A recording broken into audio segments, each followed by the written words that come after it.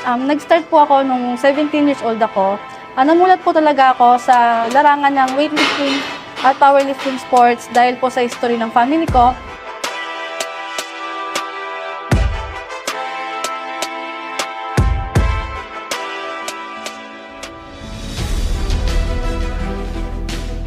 My father was a military in Philippine Air Force at isang special service sa pagiging atleta ng weightlifting.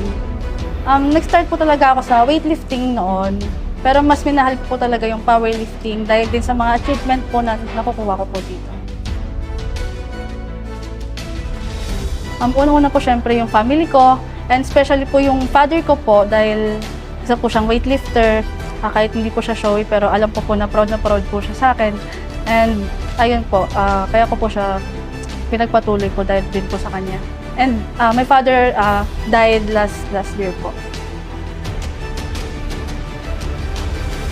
Nung buhay pa po siya, sabi niya sa akin, kung gusto mo talaga yung ginagawa mo, dapat isa-puso mo siya, kasama rin ng utak mo, syempre.